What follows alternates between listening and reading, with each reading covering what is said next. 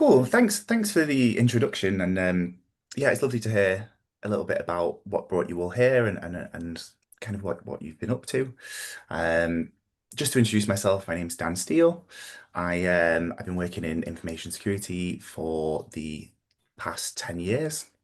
I came across the team at Flourish via the accelerator at the Dish Centre in Manchester, where Nicola and I got talking kind of about cybersecurity and kind of the impact of the third sector. And it's something that's been very near and dear to my heart. So yeah, this is something that we've been planning on doing for a while. So I've been really looking forward to this. Um, it's a big subject, as some of you touched on. So it's been quite a challenge in putting these slides together. And the view that I've kind of focused on when doing that is I want to give you the knowledge that is mile wide, kind of inch deep.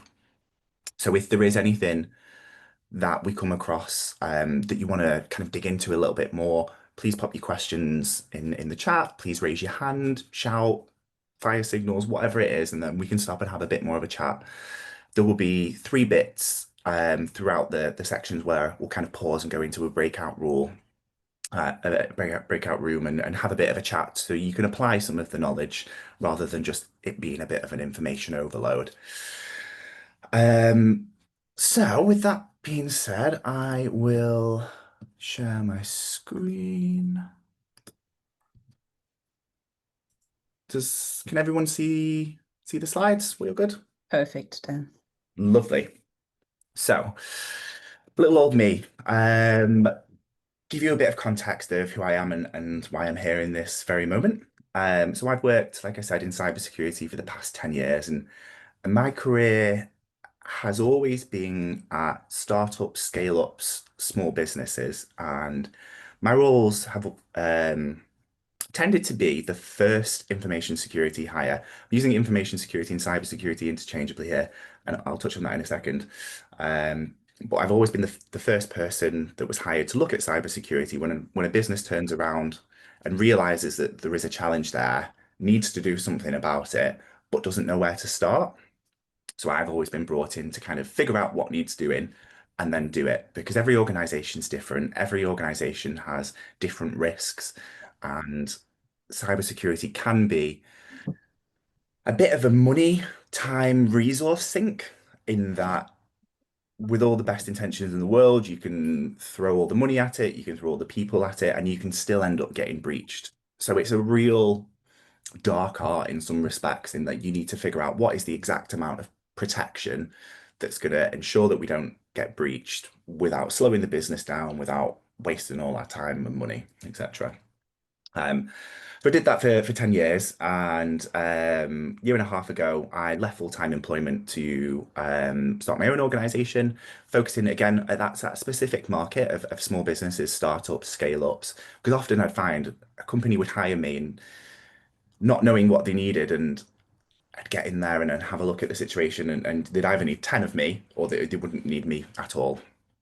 And the other half of the reason why I wanted to leave full-time employment and focus on this demographic is particularly for third sector, so charities, social enterprises, because it's the same kind of challenge.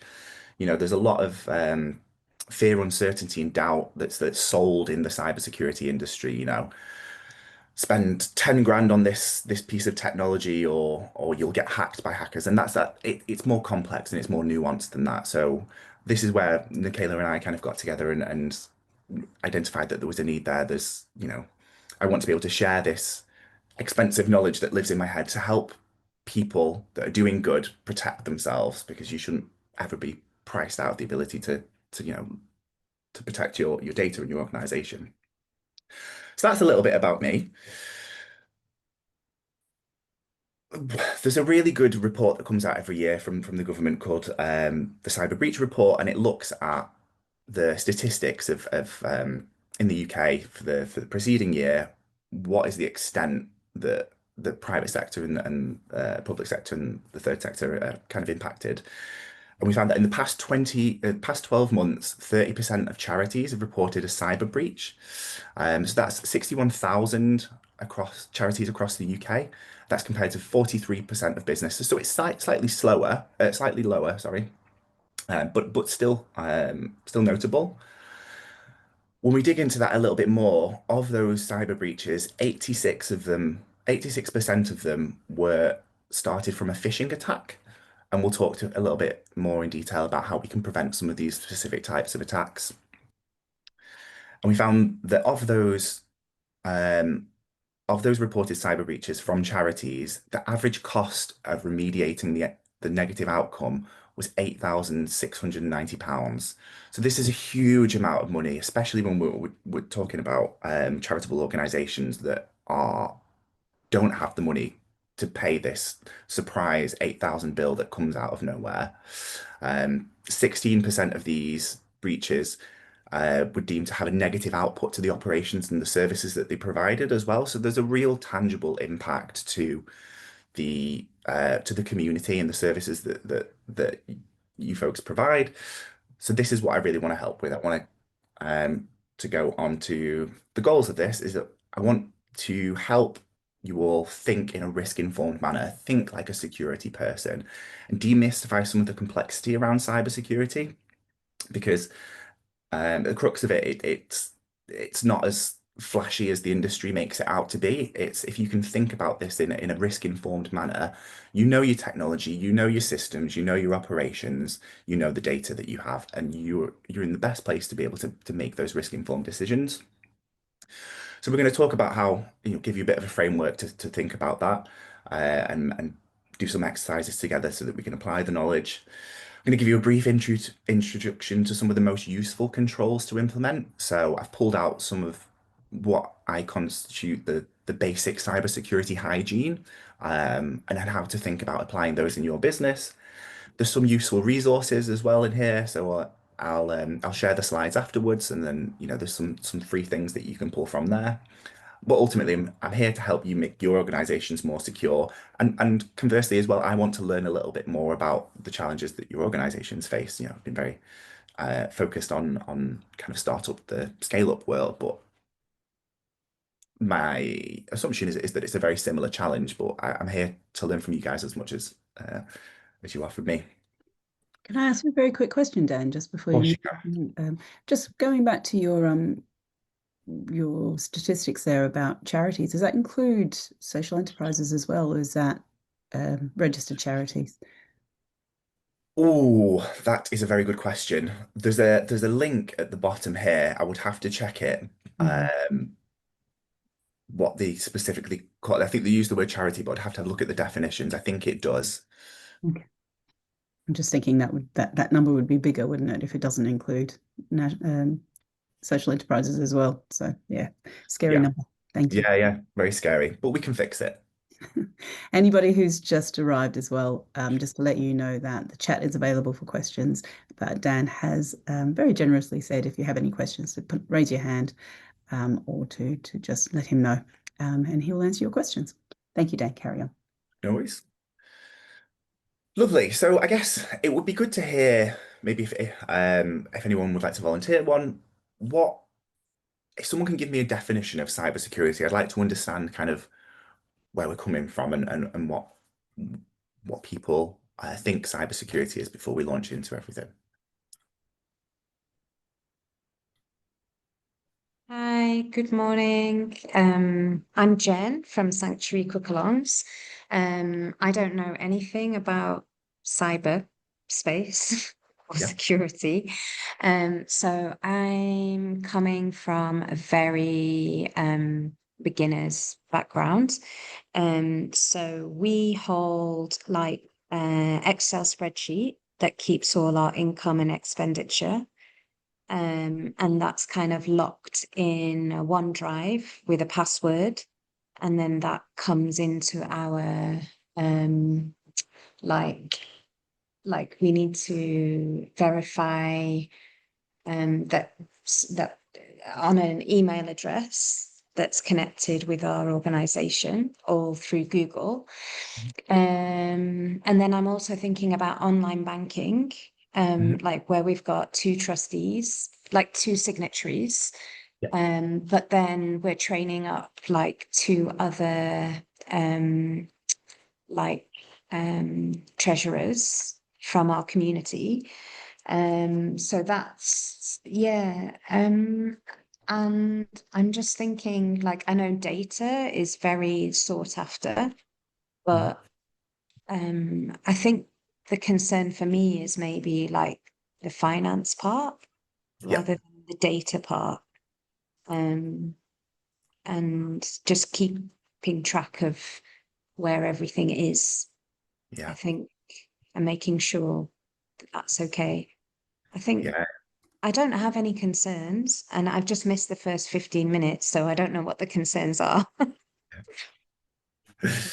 Yeah, no, that's you touch on a really good point there, and I'm really glad that you said that because we'll come to um we'll come to assets later. So we'll have a look at when we're defining what risks we've got in the organization, identifying what the bad guys are after is a really critical part in that. And you named two of the primary ones there, money and data. So that's really helpful. Thank you for sharing that. And I'm glad because we'll touch on that in We a have while. Roxana with her hand up as well, Dan. Hello, Roxana. Hi, good morning, everyone. Cybersecurity. So when I leave the house, I know what to lock up, and I know, oh, I've left the shovel out in the back garden, but that's okay. That's anyone can have that. But it's sort of like you not knowing when you've secured everything enough, Yeah, and when you're not digitally anything, you actually don't know, have you done the right things, you're relying on. So I'm not relying on any life skill because I don't actually have it in terms yeah. of. So that's a lack of knowledge. It's a big black hole. Yeah, no, that's really helpful. Thank you for sharing that. And you touched on a really good point there about you know what to lock up when you leave the house. Yeah, And that's exactly what I kind of want everyone to take away from this is let's not get scared about the term cybersecurity because we're all risk-informed individuals. We make yeah, good risk-informed decisions on a day-to-day basis. And what cyber is, it just means applying that risk-informed thinking to your technologies and your data. And yeah, we might not be the strongest technicians, yeah, but we do know our systems, we know our data, we know our operations. So if I can help you think about what the threats are out there relative to what your operations are, then we've got a really strong basis of thinking about this problem because it's a problem that yeah. changes day to day. So yes, that's really Yeah, helpful. and I suppose it's like the equivalent of a normal lock or a chub lock. It's going to make it harder. So I want, to know the chub lock version of things to make it just a bit harder for Yeah, everyone to yeah, no, break in. absolutely. Brill. No, thank you for sharing those. So yeah, what is cybersecurity? Like I kind of said, to me, it's just fancy risk management. I'm sure you do this all from a financial risk perspective, from a health and safety risk perspective. It's just taking that kind of framework and applying it to your technology and your data. So we're going to take some of the fear and the mysticism out of cybersecurity and think of it as just risk management. So what we're going to do for the first half of the workshop is we're going to walk through the different phases of managing cyber risk. So we're going to start with how do you identify what the risks are? Then once you've got a big list of all the things that could possibly go wrong, how do we assess them? How do we prioritize them with the acknowledgement that we can't fix everything? We only want to fix the things that are the most on fire or the biggest risk to us. We're going to treat those ones that are your highest risks, and then how do we monitor them going forward? And these are the four stages. So if we can, so we're going to take a step through these. I'm going to give you some formulas to think about it. We're going to go into breakout rooms and kind of practice applying the skills. And then we're going to spend some time looking at some of the things that we can implement to reduce some of this risk.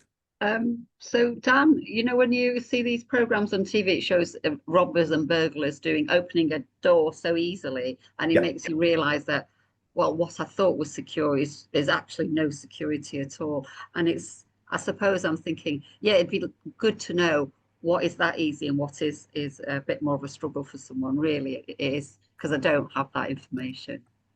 Yes, I think we'll touch on that shortly. Mm, So when we're identifying a risk, we've got three components. So we've got the threat, the person that wants to do the bad thing. So in that analogy there, this is the criminal. So there's a wide different range, a bunch of different threat actors is the term that we use that could perpetrate a data breach. And understanding their motivations and understanding their capabilities tells you, you know, how you need to protect against them. You've got the vulnerabilities in your organization. So what are the things that are going to be exploited? Yeah, if you've not got a chub lock, if you've not got a door bolt, that is a vulnerability. So what are those vulnerabilities in our organizations that we need to think about? And what are the assets? What are the things that we want to protect that these threat actors are against?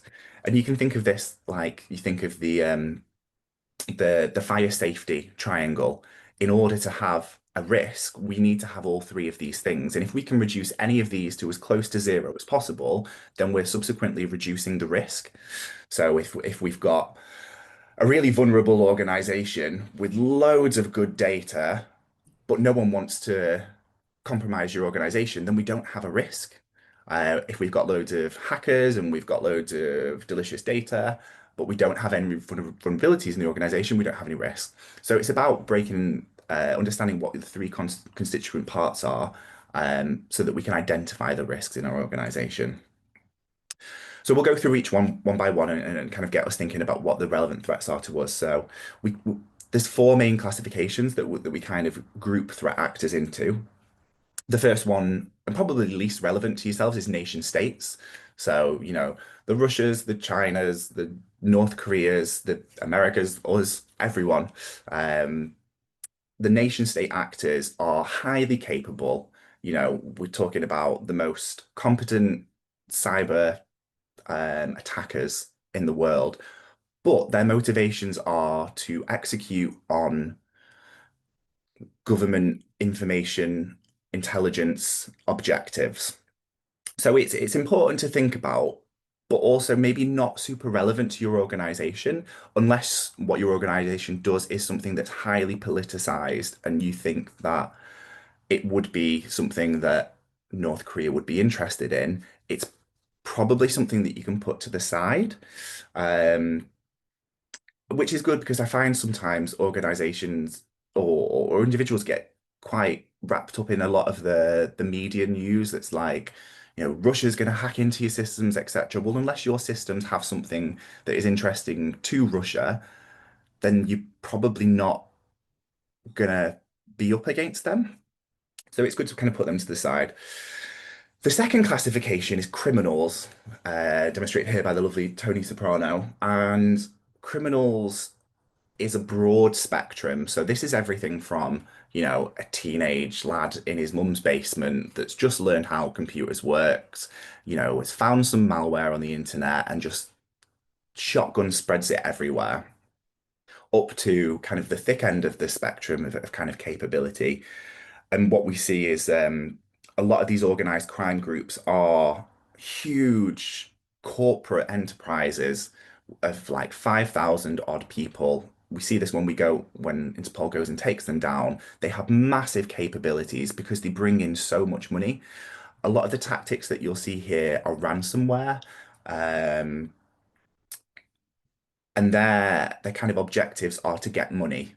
So again, I think in regards to charities, third sector organization, you tend not to be targeted by these more capable organized crime groups because you don't have the thing that they want, which is a surplus of money to be able to blackmail you to send them £500,000.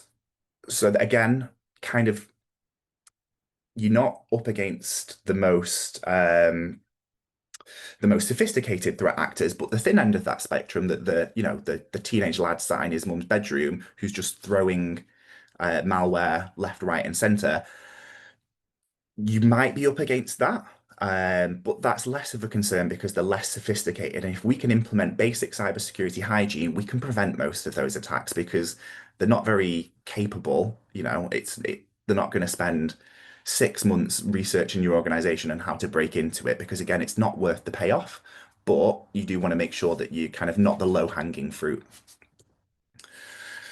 The other threat actor group is hacktivists. So we see this in terms of and the anonymous group. Um, Again, maybe not super relevant unless you are fighting some kind of social cause that is uh, that they're kind of fighting for.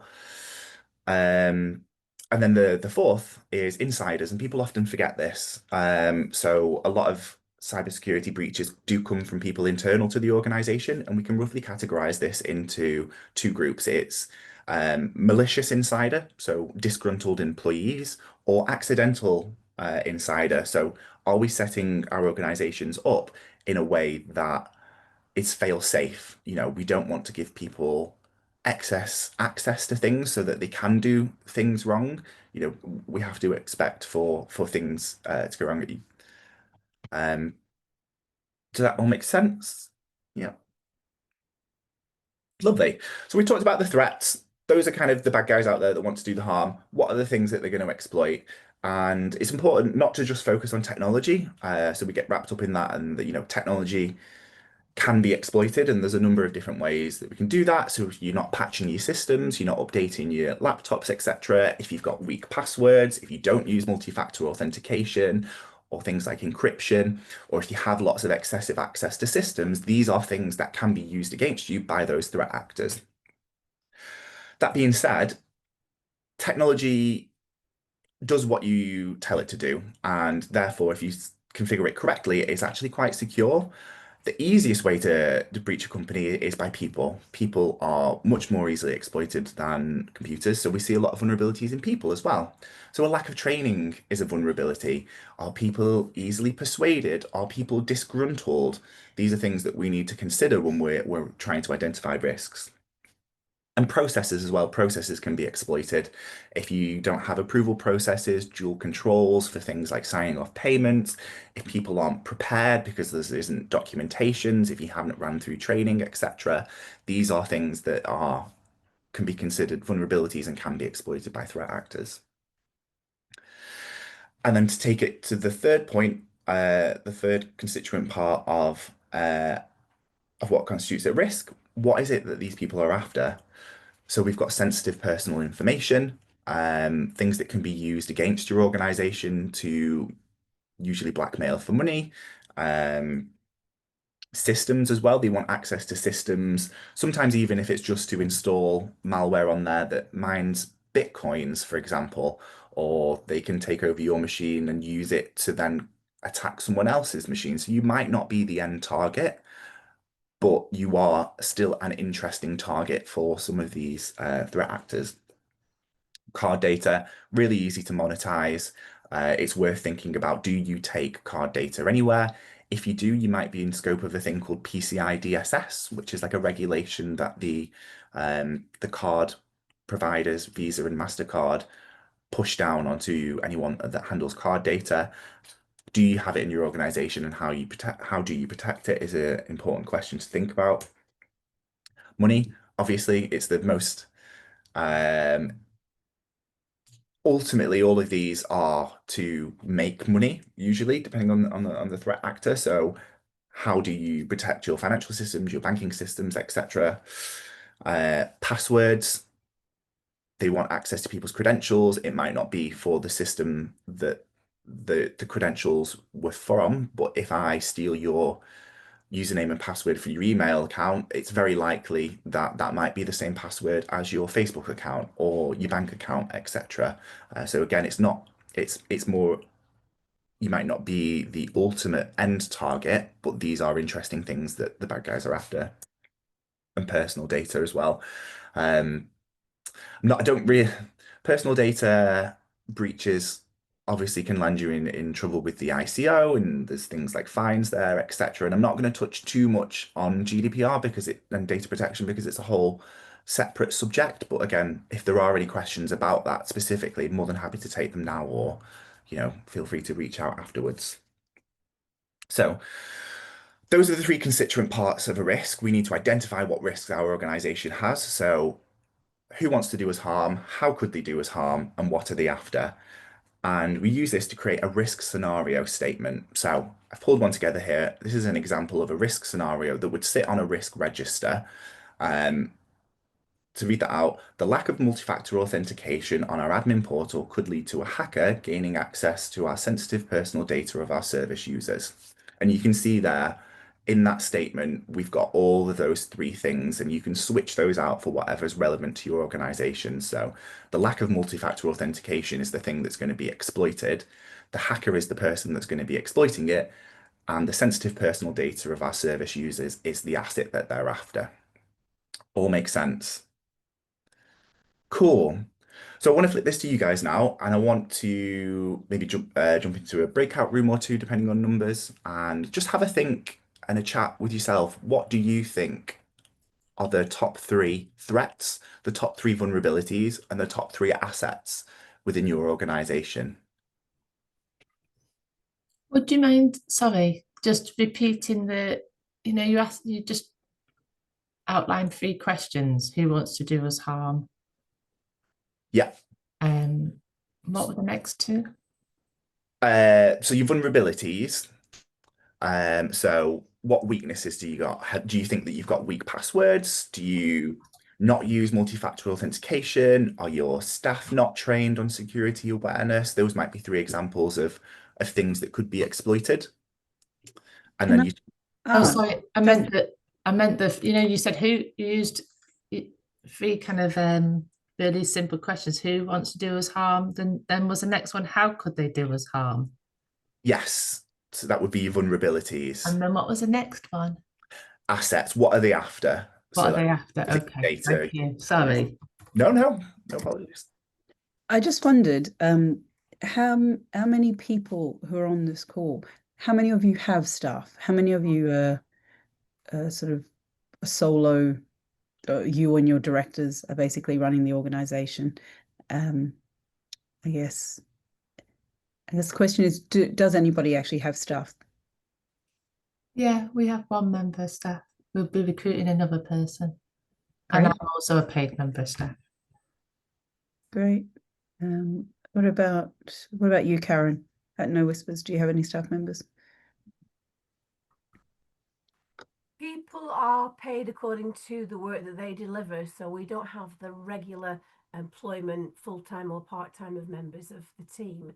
So people are, as I say, delivered finance accordingly. So then other than that, people are volunteers, but different roles and responsibilities. Yeah, so I think sometimes there's an assumption, I think, that I have, that people have that understanding.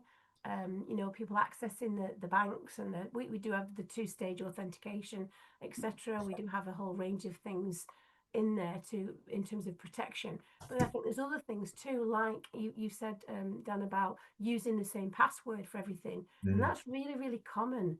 And hackers can very easily access that, can't they? And access your personal data. And people just really easily use like name, date of birth, blah, blah, blah, favorite pet, whatever, Yeah. and use the same one for everything, for your bank, your personal. And I think sometimes people assume that they think they know about cybersecurity, and that is one of the vulnerabilities. I think the lack of knowledge, I think, sometimes. Yeah. We're going to touch on passwords in a bit because I think there's a lot of really bad advice out there, but it changes a lot, as technology gets more advanced. Technology is inherently neutral, and it advances for the bad guys as much as it does for the good guys, and we need to make sure that we're adapting what we tell organizations as that changes. So we'll go into detail in a bit about password, but it's a really good point. Oh, thank you. Dan, I've created breakout rooms with 3 people in each. How long would you like people to discuss these things in? 15? Yeah, 10 minutes. 10 minutes. Whatever. Yeah. Okay, I'm opening the room, so people should get an invite to go into their breakout room. Just let me know if there's any hiccups. I'm just going to pause recording as well. Lovely. So hopefully that got everyone thinking. Is there anyone that would like to maybe talk through some of their conversation and what it made you think about your organization? Did you think of anything new? Is it all stuff you're aware of? So Dan, in our group, we got to the place where the phone leaves you much more vulnerable to everything because it's in your hand and you're more likely to react to something quickly and without reading it properly and open yourself up to a lot more risk. Whereas on your work laptop or whatever, you've got loads of security you go through, which slows it down. But on your phone, it's like, oh my God, what's that? And then it's gone. Yeah, you know what? That speaks to a really interesting point. There was a study a few years ago that came out that hackers like the most successful time to send a phishing email is at 4:30 on a Friday, because you know that most of your employees are in the pub.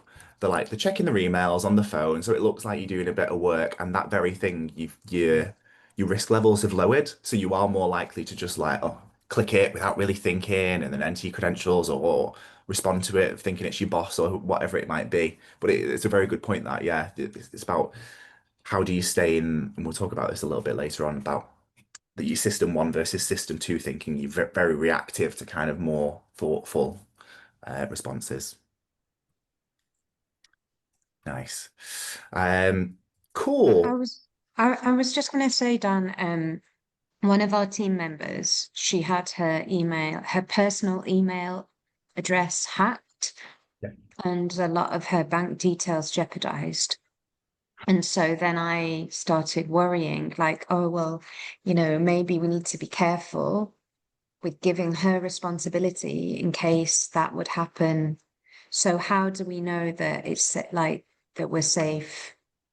Like, who do the people that are part of our banking team, our finance team, and if we run like if they're responsible for data, like, do we need to make sure that they have like this training to understand like how to take precautions? Yeah, I think security awareness training for me is one of those basic cybersecurity hygiene that we should do for everyone. And there's some good resources in this later on. NCSC, the National Cybersecurity Centre, I've got some free online training, and it's just click through modules that talk about those basic things, how to use good passwords, how to spot a phishing attack, etc. So whether you use that or this resource that I think Flourish is going to put on YouTube afterwards, making that part of someone's induction and kind of annually thereafter, just to make sure that the knowledge is up to date, as I said before, as technology changed, it is a good starting place. Now, we all make mistakes, and that's definitely going to happen. And there's other things that we can put in place as well, especially if the concern is around this employee's use of passwords and authentication. Multi-factor authentication, as frustrating as it is to get your phone out, it's shown to prevent 99% of phishing attacks, and even that 1% it doesn't is only for those really sophisticated, motivated nation state and advanced persistent threat groups. So I think relative to our threat profile, multi-factor authentication and security awareness training should prevent that in future. I have a question on the chat, Dan, from Mira, Yeah. asking, she's provided a web address. Have I been pawned, is it? Ah, And just yeah. asking, is that the right place to check to see if you've been breached? Yeah, absolutely. That's a really great resource, and I've not put it in here, but I will. It's a good shout that. So, Have I Been Pwned is a website that takes all the public data breaches, so everything from MyFitnessPal, Expedia, all the big ones you hear in the news, and whenever the criminals steal everyone's username and passwords, it gets put on the dark web. And this website collates all of those. So you can type your email address into there and see if your username and password is known to the public, so that you can not use that password in future. Um, that's really good resource, that, absolutely. For anybody who wants to use that right away. Sounds Yeah, like absolutely. after this session, obviously. It's just in the chat there. Thanks, Mira. Grill. Cool. So we've identified our risks then. So we've thought about the things that could go wrong, and now we're super stressed. We've got a list of everything that could possibly go wrong ever, and we've got limited amount of time to do things about them. So we need to go through a prioritization exercise, and we need to think about how do we assess these risks. So you put them all on a risk register. Again, there's a resource at the end that's got a nice format for you to document them there. But we need to be able to prioritize these. So when we're thinking about how bad is a risk, there's two constituent parts. There's the probability, how likely is it that this thing is going to happen? And how impactful is it going to be if it does happen? And by figuring out what those two parts are, we can prioritize the risks so that we've got critical ones or low ones that we're maybe not going to do anything about. Really nice little cartoon that helps us think about this. And there's a risk matrix to score them against, but just using this example, so we've plotted the probability that the bad thing's going to happen against the impact if it does happen, and we can say that in the bottom left-hand corner, we've got a low probability and a low impact. So there's a low probability that I'm going to fall in that gap because it's not very far. I could probably make that jump, and even if I did fall in there, my feet are going to get wet. It's not the end of the world. Whereas if we look at this top right corner, we've got a high probability that I'm going to fall in there if I try to make the jump because it's quite far. I can't jump that far. And there's a high impact if I do because there is a shark in there and it'll probably eat me. And we've got the two corners. So again, the bottom right, we've got a high probability because it's a really far jump to make, but actually it's a low impact because my feet are going to get wet. So am I okay with that? Am I comfortable with that taking that risk? Maybe might put a pair of wellies on or something, but ultimately that might not be something that I'm too concerned about. Whereas the top left corner, we've got a low probability because I can probably make that jump, but the impact is high. It's quite deep. There's a lot of water. I might get wet, but then again, I'm a confident swimmer, so is the impact that high? So it's just a nice framework for thinking about how do we prioritize these risks, acknowledging the fact that we can't fix everything. We don't have all the time, money, resources in the world. So how do we prioritize these? And what this looks like um, in terms of your operations is we plot it on a grid like this usually, and we'll say something like, we've done an identification of all our risks. Once we've assessed them, we'll probably only treat the ones that are highs, maybe the ones that are significant as well, and we define our risk appetite as an organization that is fast moving, that we can ignore anything that is a medium, and just kind of accept that going forward. So thinking back to that risk that I mentioned before, the lack of multi-factor authentication on our admin portal could lead to a hacker gaining access to our sensitive personal data of our service users. I might think about that. Well, how likely is that to happen? To use the point before, it might be quite likely because I know that my password's been in a data breach, so it's public information. Therefore, from this list of probabilities, it might be probable. So the fourth one up, what would be the impact if they use my credentials to log in to access sensitive personal data of our service users? Well, that's quite high because the trust of our service users is important. It's highly confidential. We know from GDPR that I have legal responsibilities to protect that data. So we might define that impact as critical, the fourth one along. So where critical meets probable, we see that there's a nice red square there, and then that's high. So this is just a nice way of thinking about it. Whereas if if we look at that same risk and we think the lack of multi-factor authentication on our admin portal could lead to a hacker gain access, I know that I use strong passwords. In that case, the likelihood that my password's going to get compromised is actually remote. But then the impact, again, is still sensitive data and it still carries the legal obligations. The trust of our service users is still critical. That puts it down where remote meets critical, and that's significant. So I still might want to treat that, but maybe less urgent than another one that might be critical. So again, maybe if we take a few more minutes, I've put some examples here, or we can discuss them as a group, whatever works. Have a think about for these risk scenarios or for ones that you've identified in the previous breakouts, how would you assess those in your organization? Are there any surprises there? Are there things that are less significant than you thought using this matrix, or are there things that are higher criticalities that you do want to treat more urgently? Do we want to take maybe another 5-10 minutes and just have a chat about either these ones here or the risks that are relevant to your organization and have a go at prioritizing them?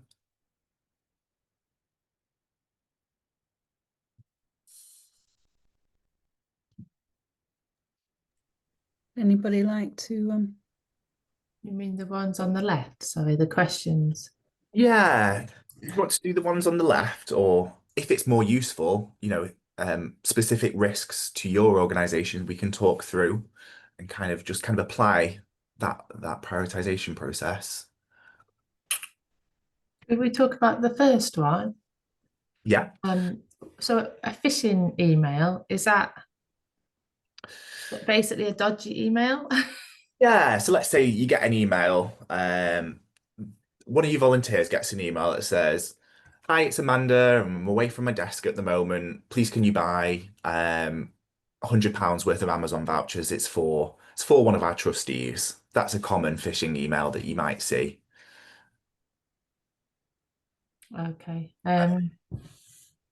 Wow. What do you think the likelihood would be of that happening in your organization, of someone falling for an email like that? Yeah. What do you I mean? think, Sorry, go on. yeah, possible. Possible? Yeah, like we're training people with lived experience, and like one of them, like her English isn't great. And but I'm sure she'd ask us, I'm sure she'd say to us, like, what does this mean? Maybe. Yeah. Yeah. Yeah, no, But that there's just one person that I would worry about, maybe, because yeah, but mm, that's really interesting, because you picked up on something there, is that it might not be the same for everyone in your organization. So when mm, this is somewhat of a subjective view, but you do kind of have to make that call. And I think it's interesting when I conduct these meetings with like boards of organizations, people will have vastly different perspectives on the same risk. You know, mm, from kind of what they understand their teams to look like versus other people's, and then having this conversation of like, oh well, actually that person might be able to do it. Oh well, no, this person might struggle because of X, Y, and Z. Having this conversation gets you really thinking about where are the specific weaknesses. Is it individuals? Is it, lack of training?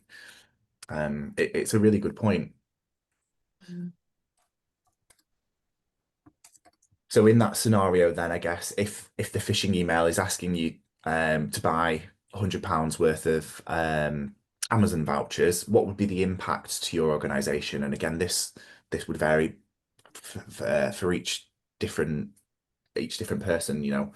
Is that something that's marginal, significant cost to be able to lose, etc.? Is that different? So if the phishing email was trying to harvest people's credentials, it's got a fake link to something it says that looks like a Google login page, but actually it's siphoning off your credentials that it's going to use to do other things. That's probably more critical. Um, Are credentials your name and your address and telephone number as well as bank details? your credentials, Reputation as well, right? yeah, credentials in this context means your username and password. Um, But reputation is a very good point. And when we come to the next section about treating risks, it's important to bear that in mind because, I won't spoil it. I'll come to it in a minute. Um, the third one is a really interesting one, so maybe we'll talk through that. So let's say a disgruntled employee leaves your organization and on the way out, they delete a database of service user data. How likely do you think that is for you? I think it's a risk for us. Yeah. Um, and it's something we've tried to. So we've tried to give. We have one advice volunteer at the moment, and we tried to give them limited access to their own. It's a bit different. We use a system for, like a CRM system for our casework. We tried to give them limited access to it so they could only see their own cases, but practically it just didn't work. I suppose with that system though, if they suddenly decide to delete things, well, I'm presuming that the kind of organization that provides the system would have backup for us. I am presuming that. Yeah. But this is a good exercise to identify those assumptions and, and go and verify them because you're absolutely right. The impact of that risk, let's say it's occasional, going in the middle of the probability, it would be negligible if you could restore from a backup because, okay, they deleted everything, but it takes me 5 minutes to send them an email and say, can you restore to this date? Whereas it might be catastrophic if you didn't have the backups. And this kind of goes into the next phase, which is risk treatment. But there's a big difference there, all hinging on that one consideration.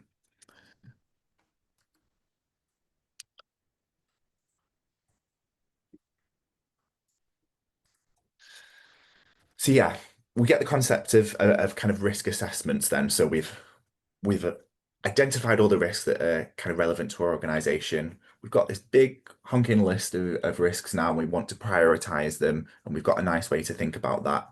We're going to treat our highs and our significance. We might not treat our mediums, but we'll probably ignore our lows on the basis that we've got a lot of things to do, and we're safe in the knowledge that whilst they are risks, they're things that we can deal with. They are acceptable to us.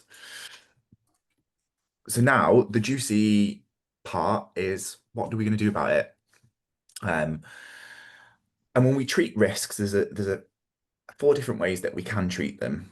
We can accept it, and then people often forget about this. But as busy folks with lots to do, like I said, if things are low risks, then we might just accept that that's the way it is and hope that never comes to fruition. Obviously, you wouldn't necessarily want to accept a critical risk, but that's why we prioritize them. We can not do the thing, to your example there of if I've got a risk about an individual accessing a system because they might potentially be disgruntled, we can not give them system access.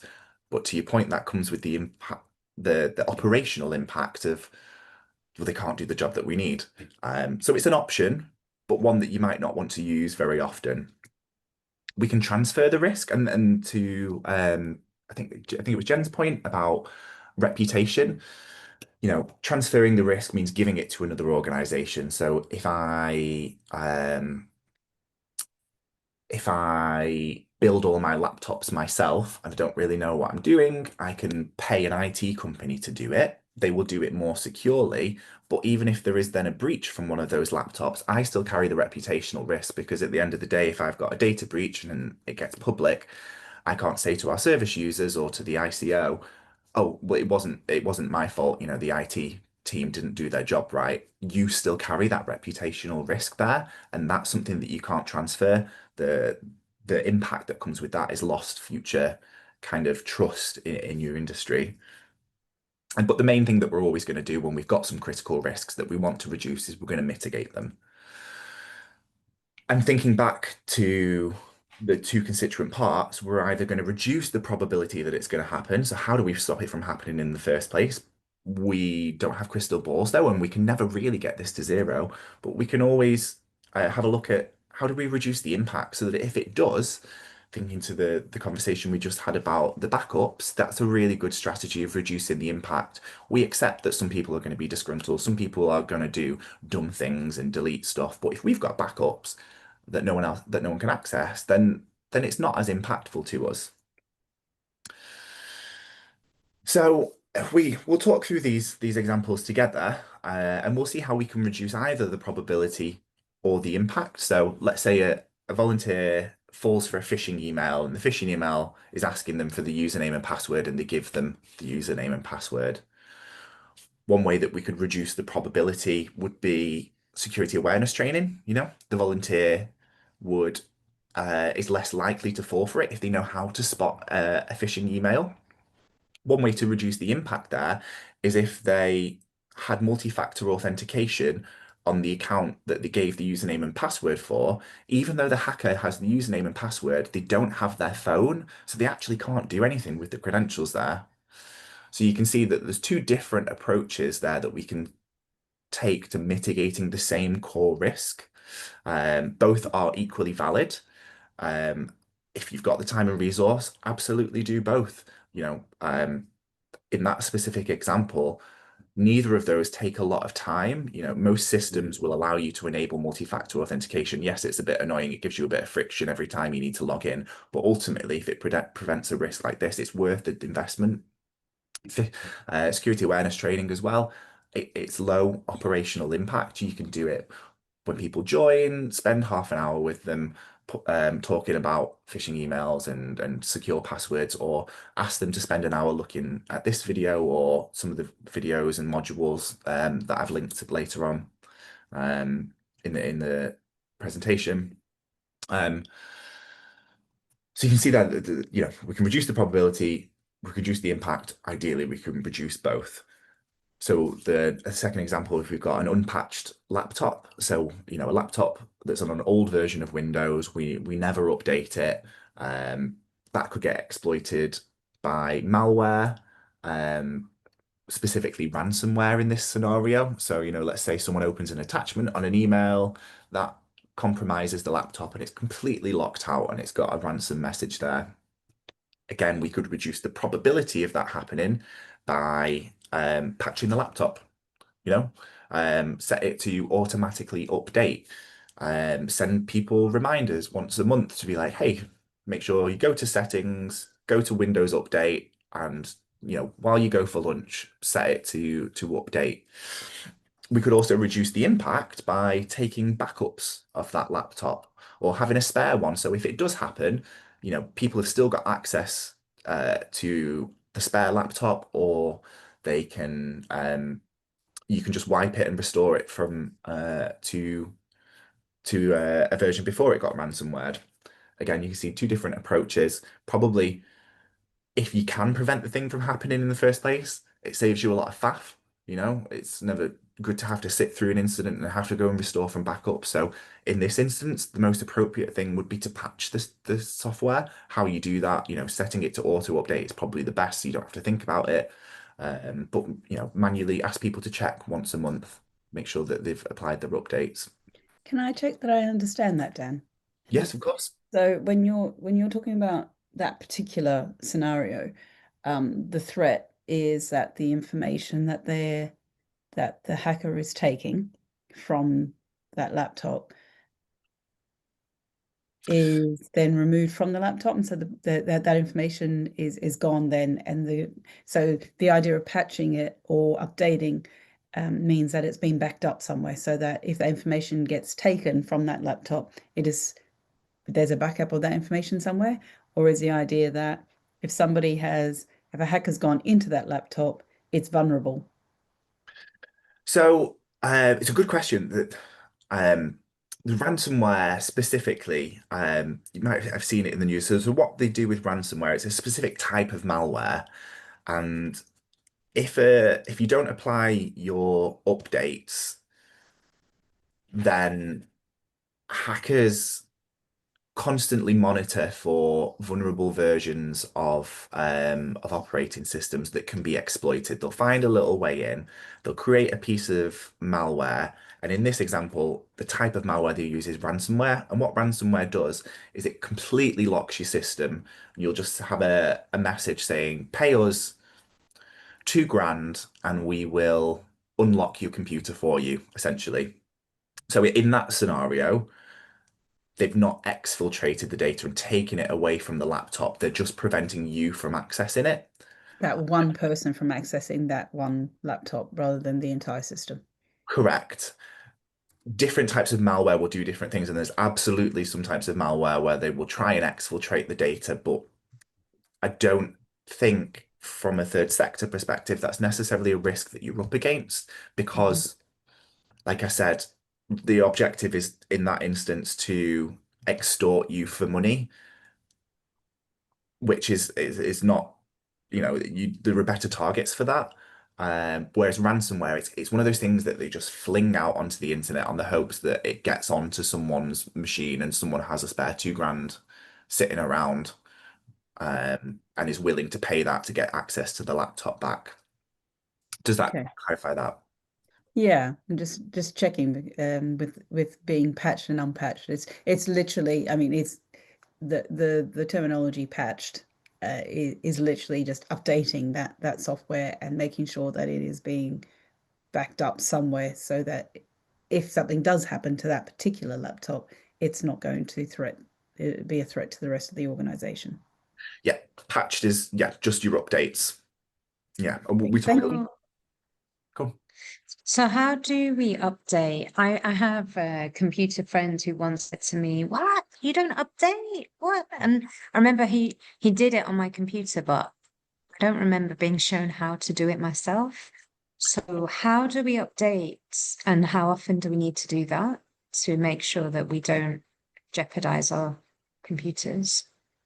So there's some good resources that goes into the specific.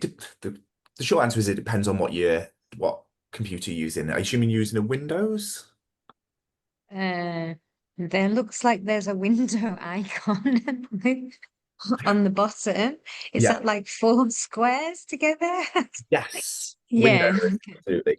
Yeah. So if you click that, and it should come up with a little search bar. I can't remember off the Mm-hmm. top of my head, but if you search for updates, it should bring you up a page that will check for an update, or prompt you to install one and say, there's updates pending. There's also places where you can set it to auto update, and Microsoft, who make Windows, they release they call it Patch Tuesday, and it is the second Tuesday in the month. So my advice would be once a month, pop a calendar invite for everyone that's got an organization laptop and just ask them to it takes 5-10 minutes, something you can do when you go and make a brew. Just check for updates, install them, it will reboot, and then that will keep you protected from after phishing. Patching your machine is the second most important thing that you can do. Those are your two main attack vectors, the ways that people get into organizations. So it's absolutely worth that time. But like I said, there is some resources. The NCSC has got so many good things, and it breaks it down to how to patch your mobiles, your Windows devices, if you've got a Mac device, any servers which might not be applicable. Um, but yeah, they go through that information. Thank you. And how do you stop the phishing? Is that something quite simple as well? I would say multi-factor authentication. Oh, Uh, yeah.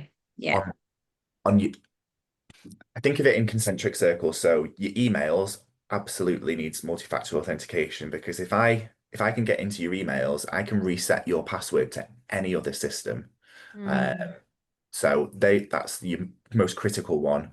Around that, I'd say your financial systems as well. And then, to be honest, everything. So I really struggle to like with passwords. I struggle to remember passwords, and someone I know like has them all on a like Word document that has a security password on. Nice. Is that a good way to keep all the passwords? Or like I've got them in a diary actually that like you can just pick up and read and copy them. So what's your best strategy for keeping passwords? It's a bit of a cop-out answer, but it depends.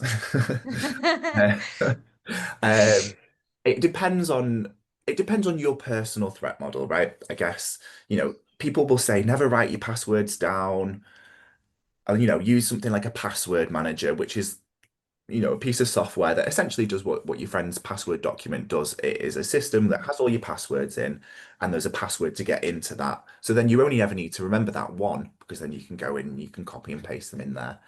Now that's great if you're confident using a system like a password manager, which has a little bit of a barrier to entry. So when people say never write your passwords down, or a password diary is a terrible thing to have, for my grandma who teaching her how to use a password manager would lead to more complication, which is more likely to get Yeah. exploited, because she's probably going to do Mm, something wrong. Whereas she keeps a mm, handbag on her and guards it with her life every day. For her, that is a more appropriate way of managing it. mm. I'm going to talk about it when we come to passwords shortly, but passwords, is it quite close? We'll skip to that one maybe.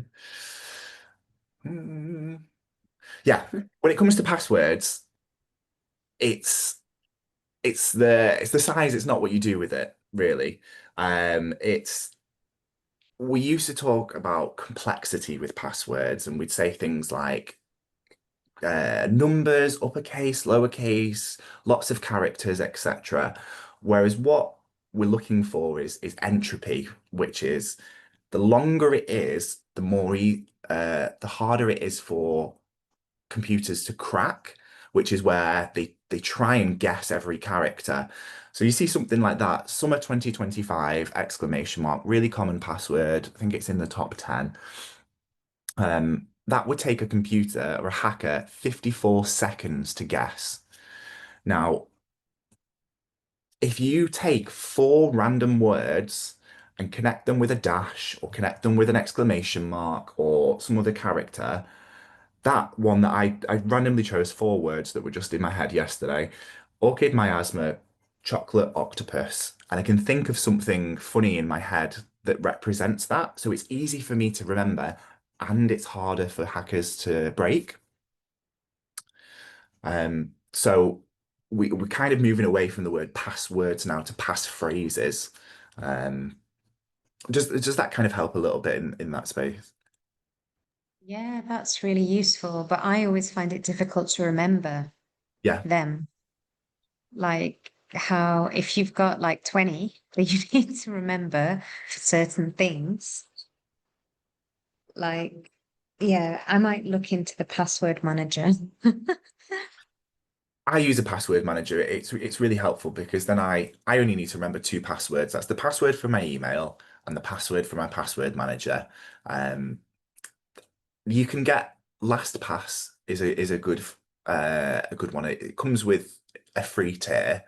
That's the one that I use, and every time I go to sign up to a new account, it generates me a random string of characters, so I never know what any of my passwords are, and then it will automatically save it. So every time I go back to that website, it just auto populates with that one. Um, I, I- if you've got the confidence to set it up, and then I definitely do recommend a password manager for sure. Cool. Any other questions on passwords for a new? Just a really annoying question. Like, what about if you're using a different device? Because, like, if you're only using your own device all the time, then it can remember your passwords. But say, yeah, like you don't use your own device. So you can only rely on the password manager if you're using your own device, right? Yes, and this is where so the free tier of LastPass only works on one device, so you're absolutely right. That is a limitation. So I lived on the free tier of LastPass for about 8 years, to be honest, and only just this year I've upgraded to the personal tier, which I think it's like 25 quid a year.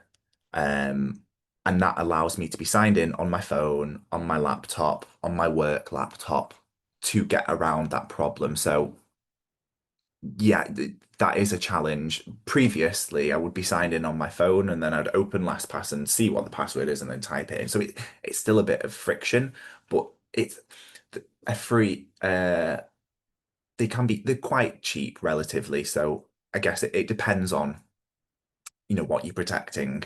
Is it worth that £25 a year investment? It might be. But again, that's for you folks to say. Cool. Thank you. Lovely. No worries. So we're going to talk about some of the things to implement. So a control is something that we implement to reduce risk. And I'll skip over that because it's not relevant. One of the first things that all organizations should have is some policies, procedures, and guidelines. And you can go crazy with this.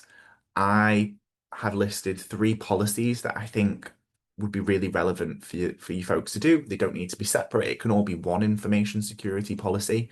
But I think it's relevant access control to define, what your policies and your procedures and how to manage access is really important. And incident response policies is another one. I put some bullet points here of what should be included in those policies, but use this resource as a start to just think about these areas. So, if we look at the information security policy, what are the roles and responsibilities for people within your organization? Who is responsible for making sure that controls are implemented? What are your employees responsible for doing? Is that just acting securely? Alerting senior leadership to any incidents or phishing emails? What about your volunteers? Is that different? Do you have different expectations? What do you do about training awareness? How how do you define what is acceptable uses of technology? If you provide laptops to employees, are you happy for them to use that for installing games on there, you know, watching Netflix, whatever it might be? When it comes to access control as well, what is your password policy and your guidelines? Do you want people to use passphrases because it's more complex and harder to break? Do you want to enforce multi-factor authentication and emails and financial systems? The answer should be yes. Do you do access reviews? This is a really good control that I see people overlook. Can you put a reminder in for every 3 months, every 6 months, and for you to go into your most critical systems where you've got that sensitive personal data and just take 5 minutes to do a sense check of, does this person still work here? Does this person still need these permissions, or can I revoke some of this? And so we've constantly people's access grows over the lifetime with an organization, but we just need those points to go in and prune it away. An incident response as well. How do you report an incident? Who do you report it to? Is it yourself? If someone finds something, looking at those common scenarios there, what do people do if they find a phishing email? What do people do if they've lost a laptop? What do they do if they've CC'd everyone's personal emails on the same email, etc.? So yeah, I think these are some useful points for people to take away and start thinking about, how do we get this in policy? Do we need any kind of procedures or guidelines for people just to steer the organization and how we want people to respond and act when they work with us? Training and awareness, we've touched on this a little bit. Really useful control, and I just realized that box is duplicated. But little and often is the best way. It keeps security front of mind. So rather than doing like a big 1 hour, 2 hour session every year, how do you train people once a month? You could do one topic. 1 month we might talk about phishing emails. 1 month we might talk about passwords. 1 month we might talk about updating your PCs. And it's just like a 10-minute thing. It could be an email, but also use near misses. So if someone correctly identifies a phishing email, like, we should praise and reinforce that positive behavior. How do you send that to the other people within your organization? Share the learnings about what it was that gave it away, and use that to teach everyone else. Got some good resources here. So this first one in the top left-hand corner is a template spreadsheet that I put together. It's what I use for my clients. It's a template risk register, and it goes through all of those steps that we've talked about in identifying risks and assessing risks. So feel free to take that, and maybe that's a good place to start in terms of identifying the risks within your organization. To the right, security awareness training for staff. Like I said, it's from the NCSC. There's some really good modules in there, and it's just, give someone 15 minutes, half an hour, sit and go through that training modules there, so that we know we've got a baseline understanding of cybersecurity hygiene. Bottom left, similar again from the NCSC, but cyber governance training for boards. So again, if you're perhaps more worried about that level of, are we thinking about this correctly from a senior leadership perspective, some good resources there. And another duplicate box. Don't know why that's there. Um, so Are we able to get the slides from you afterwards, Dan, just to make sure that we have those links? yes, of course. Okay, fun. Yeah, I'll share them with you. Thank you. So when we're thinking about our technology and how do we ensure that that's secured, I guess it can get a little bit complicated. So I've tried to break this down into some areas for people to think about. Again, this depends on your kind of level of tech literacy, but there's some really nice, juicy little controls here that will prevent the majority of kind of technical cyber attacks. So we'll start with operating systems. So this is your laptops and your desktop computers. We talked about this before. Have you got automatic updates enabled, or do you update in a manual basis? Does your screen lock when idle? So we know that a lot of attacks are opportunistic. If you're working in public areas or if you're out and about with your laptop, how many times we've all done it, we walk away and we've not locked our screen, we nip to the toilet or go and get a coffee or something like that. So have we configured screen lock to lock after 5 minutes or something that's sensible like that? So we're just kind of reducing that likelihood that someone will be able to access it while we're not with our computer if we forget, because we're all human. Do you have anti-malware installed? And this is a question I get asked a lot. Oh, is this antivirus, anti-malware solution? I use that phrase interchangeably. Is this a good one to use? And I think you don't need an all singing, all dancing one. This is an area where people get missold really expensive solutions. I think for basic cybersecurity hygiene, Microsoft Defender, which comes with all paid versions of Windows, which you'll most likely be using, is one of the best. It stops the vast majority of threats that you folks will be open to. So check that that's set up, check that that's enabled. Your firewall switched on again. There's some resources that will come to you surely that kind of walk you through how to check these things. And then hard drive encryption.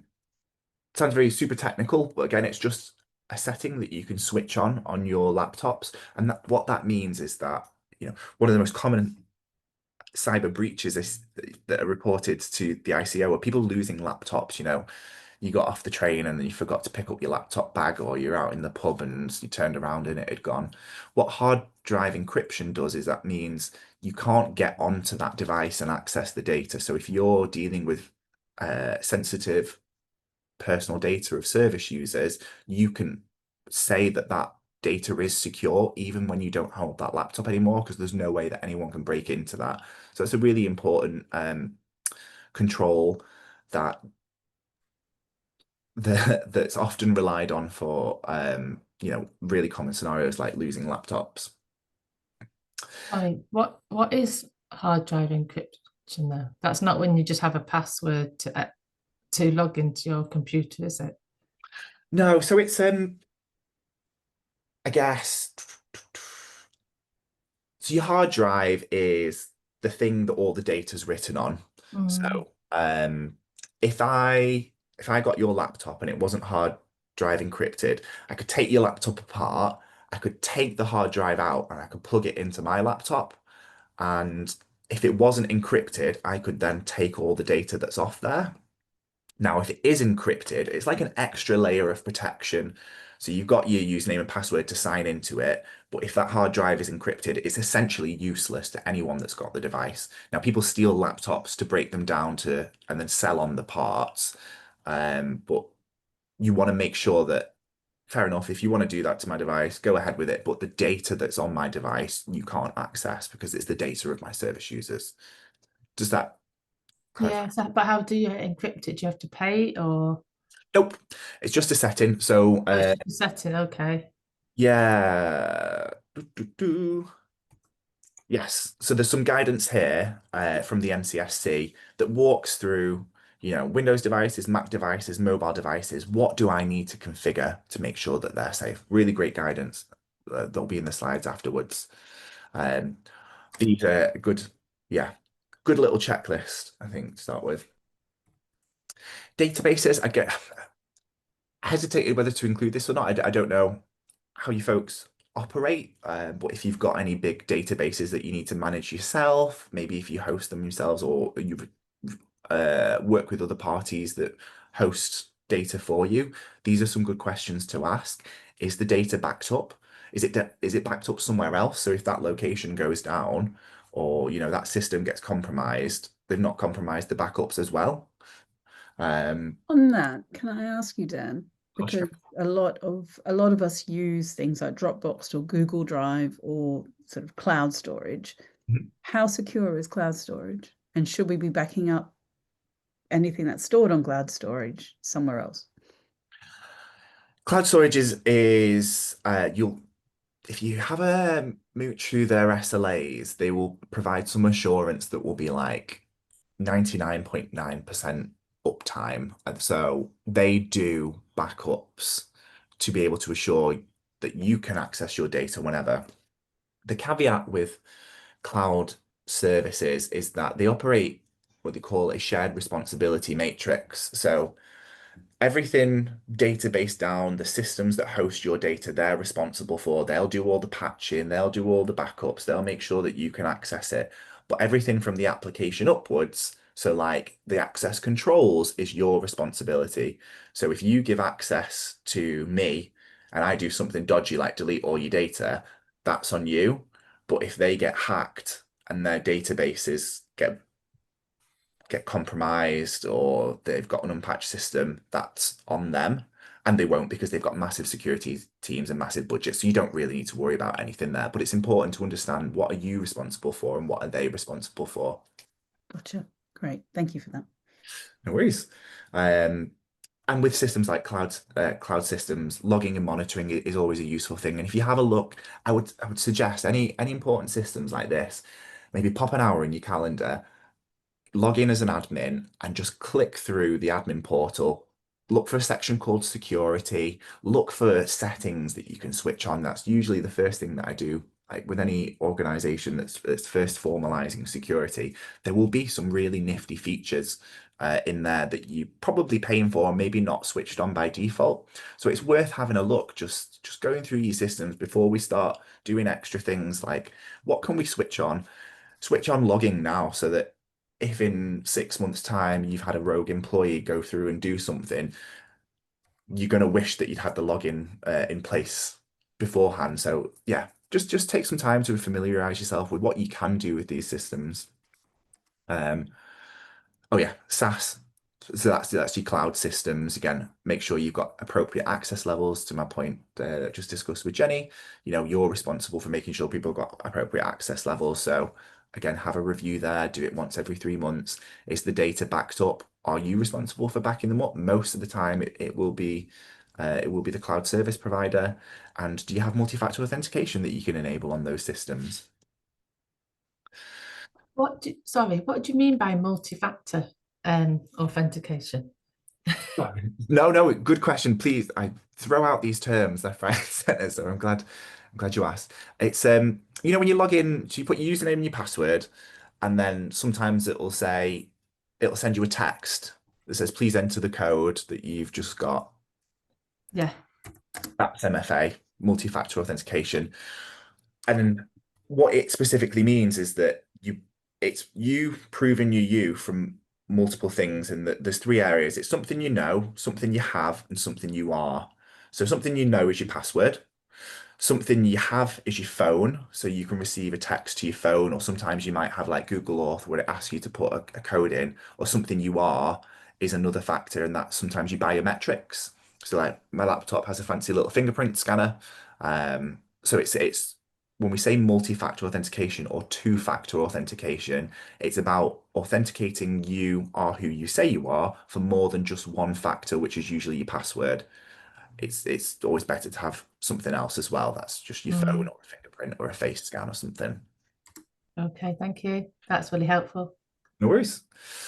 And then installed software on your laptops, it's important to update your operating systems, like we said before, with Windows, checking that Windows updates are on.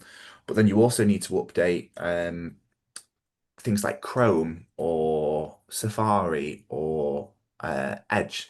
Don't know if you can see my top corner here. I've not actually done my Chrome update, but that exposes me to a little bit of risk. The more software you have installed, the larger your potential vulnerabilities are. So a good thing to do is just uninstall things if you don't need them. Don't let people install games because you don't know what vulnerabilities in that game, for example. So again, a lot of this is just good housekeeping. Keep install what you need, don't install what you don't need, and keep things updated. Just a very quick one. Mira has very helpfully just listed out that SaaS stands for Software as a Service. I guess that's Thank you. as opposed to the hard drive little box that you had there. Yes, yeah. Cloud systems, I guess. Yeah. Yes, we talked about that. Yeah, anti-malware. Both Windows and Macs, if you use Macs, come with great free anti-malware that will be switched on by default. The resources that I share will show you how you can check that.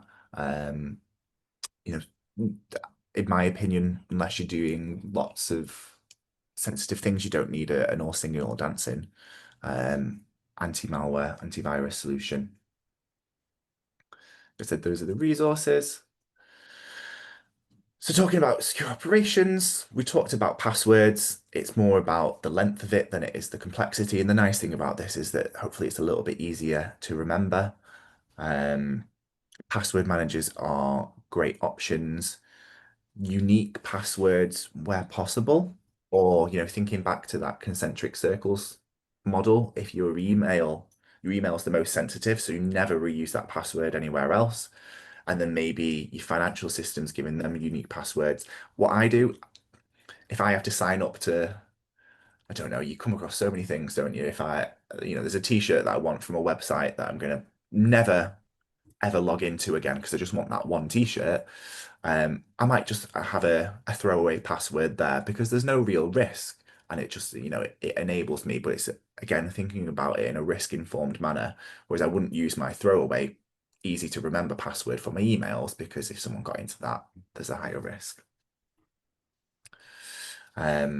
Yeah, so the link the screenshots where I took how long it would take to crack these individual passwords, there's a link there as well, so you can check that out and see how secure your password is for yourself. Passwords. This is a funny little comic that I love that talks to what people think is that people will hackers will invest all this time to crack your password when actually it's a lot cheaper and a lot more efficient to trick the person into giving you the password. Um, and this is what we call social engineering. And social engineering is the whole spectrum of phishing. It's fraud.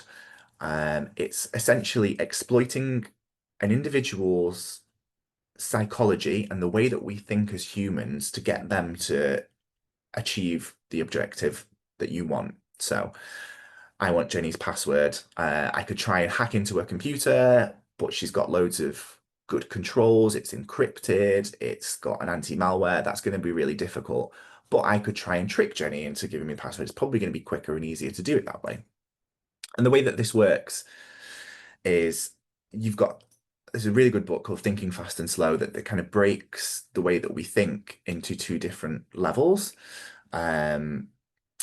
Well, you got your system one thinking, which is 95% of what we do on a day-to-day basis. It's that fast, instinctive. It's what we talked about before, clicking the email on your phone, not thinking too much about it. And then your system two thinking, and this is the slower thinking when you're learning something new, and it takes effort, and it's only about 5% of what we do on a day-to-day basis, and we can't live in that because we've got stuff to do.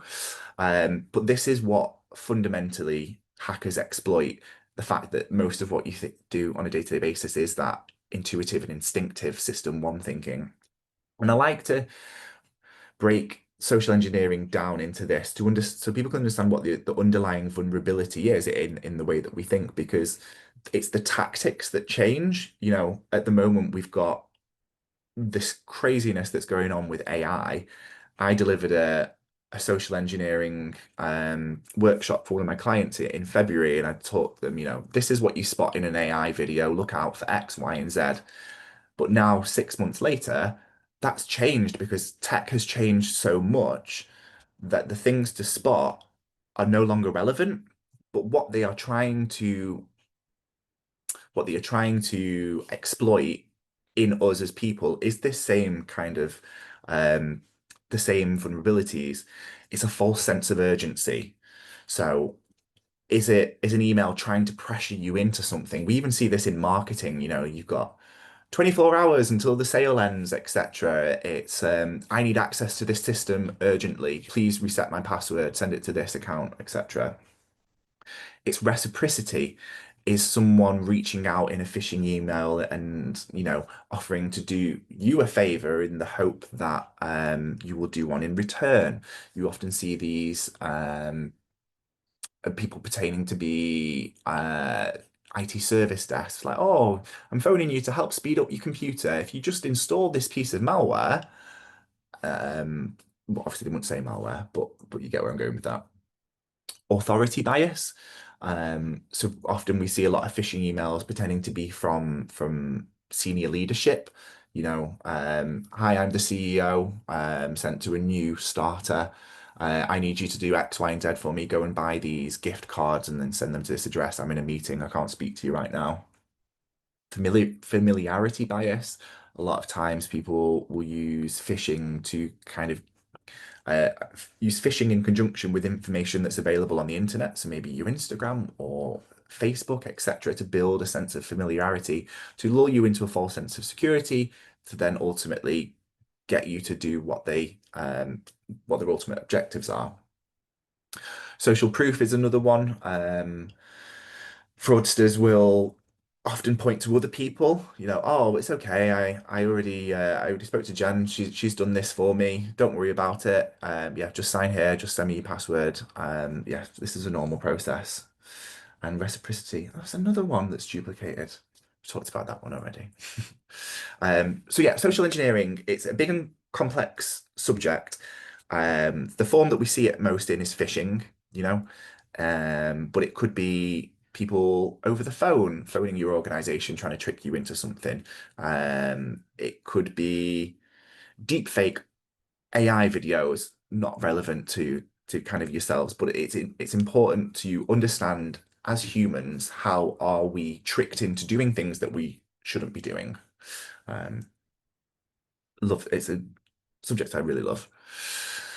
Access management. So yeah, who should have what access to anything? We should work on the principle of least privilege, is the phrase that we use. What is the absolute minimum that access you need to do the job that you need to do? And people sometimes get a bit touchy about this, in that, well, do you not trust me to do that? I'm a trustworthy person. Give me admin access. Who knows? I might need it. And to our point at the beginning when we talked about the threat actors, insider threat comes in two categories of malicious insider and accidental insider. It's not necessarily that we think that you are a malicious person. It's that if you have that access, you could accidentally do something wrong. You could accidentally delete a person. You could have your credentials compromised by clicking on a phishing email, because it happens to the best of us. And then the external person has all that access. So let's be as restrictive as possible as we can, the minimum that we need to be able to do our jobs. And we think about it in three key areas. When people join, what do you need access to? Do you need access? Do you need admin rights? What about when people move through our organization? How frequently do we check users' access? Do we have regular reviews of high-risk systems? Do you have that one employee or volunteer that's been with your organization a significant amount of time, and as they've been with you, they've gained access more and more? What if their role has changed? Surely there are things that they no longer need to do, and how do we revoke that access? And then leavers. How quickly do you revoke access when an employee leaves? Do you have a process for disgruntled employees? What would you do in that circumstance? How quickly could you turn things around? Or if you have lots of volunteers moving through your organization and accessing different systems, how do you think about these key points for your specific operations, and everyone's organization will be slightly different.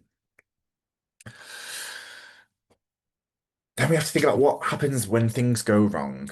Don't want to spend too much about this. We're not big organizations with huge swathes of teams, but when putting together a cybersecurity policy, think to all of these points. Use this as a checklist. Like, how are we prepared for an organization? Do we have a reporting process? Who reports to who? Does everyone understand how to spot a phishing email and who to report it to? How do we identify that it is an issue? How do we contain that? Can we just delete it from everyone's machines? How do we eradicate it? How do we recover from the incident? And then what did we learn about that? Is there more training that we could implement so people spot things more efficiently? Do we not have clear reporting lines? Those kind of things. So it's an incident response, probably not super relevant. One of those things that we do very immaturely, but on the fly, and we look. The key is that as things happen, we handle them appropriately, and then we most importantly learn from them, and we use that to inform our future preparations for incidents. Then there's a really good resource here from the NCSC for doing a tabletop incident, which is, you and your board, your leadership, or whoever's relevant, if you can sit down and they give you like a test scenario, and then walk you through the steps of what would you do in this scenario, and preparation is always shown to be the number one factor that reduces the cost of a breach. So it's really important to spend some time preparing yourself, rehearsing what you would do, using those findings to inform your preparations. Cool. Whole bunch of different ways that we can treat things. That's just the start of it. A million different ways, but the last section to kind of wrap it up is risk monitoring. And again, I'm not going to tell you how to monitor your risks in your own organization. I think a sensible thing to do is have a risk register, a template of which is in the slides. But make sure you pull that out every 6 months, every year, because we know our threats change, technology out there is changing constantly. The data that we handle, our assets, is changing constantly. The vulnerabilities in our organization are changing constantly. So we have to monitor this process on a regular basis, 6 monthly, annually, whenever you do your other risk assessments. It's nice to like wrap it all into processes, but again, that's for yourselves to say. And that is everything that I've planned on here. And I know we've touched on a lot of things here. Thank you so much, Dan. That was a lot of information, but a lot of good information. And you answered a lot of questions along the way. We have 4 minutes left. 4 or 3 minutes left. So if anyone does have any questions, I think Jen, you would like to get Dan's details. It sounds like you want him to come and speak to your management team, which is brilliant. Are there any other questions for Dan? We pay for ESET virus protection, but I'm just wondering whether if we were to use Microsoft, and is it their SharePoint, whether we would still need to pay for that ESET virus protection?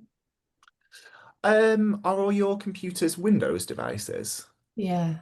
And the paid for Windows versions, and I assume you use Office 365? Yeah. Yeah, I think you'd be more than covered, to be honest. You could probably save yourself a bit of money there, to be fair. In kind of doing it, I'd just make sure you go through the exercise of checking it is switched on each device before you then take the old one off. But I think you can save a bit of money there. Checking what is turned on each device. Microsoft Defender. Oh, Defender. Okay. Okay, thank you. Brilliant. Yeah. Any other questions? It's sorry, let me just write that down.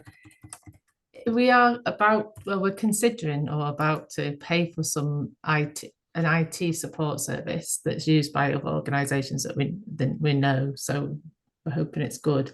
Would they help with all of these things? Like, does this kind of fall within their remit, or do we need to check, or does it not? Or It depends how good they are. okay, Good. If you do IT well, you will do it securely. Um, I think, yeah, but I've seen it done not well. So it really Mm, depends. Um, that they will be able to help with things like setting up Microsoft Defender and making sure your devices are securely configured. What I would suggest is maybe some of the bullet points from in here, maybe just putting it to them. So, mm, you can pull out some of the information, especially around secure configuration, and just ask the question like, we're concerned, we've heard that, these are some practical things to do. Can you assure me that updates are switched on, they're automatically updated, hard disks, hard drives are encrypted, all those things, and just put it to them. mm. And there's a checklist here on the slides. Yeah, so it was the secure configuration bits were what I would constitute good cybersecurity hygiene as a basic. Okay. So I'd use them as a talking point. Mira has a question for you, Hi. which is, how should we handle the end of life for Windows 10, which is coming in October? Yes. Yeah, you'll need to move to Windows 11, which is it shouldn't be too impactful. I'm not sure if there is a cost involved with that or if it's just a different license. I'm not a Windows guy, to be honest.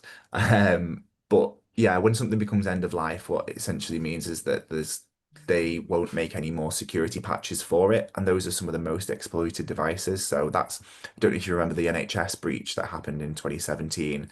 That was because they had so many Windows 7's devices that they couldn't update, and there was yeah, Microsoft stopped releasing security patches for them. So the longer that there's no security patches, the more time hackers have to find ways in. So I would, yeah, definitely recommend upgrading to Windows 11. Right, that's really useful to know. No worries. Excellent. Yeah, I'll send these slides out. My contact details are there.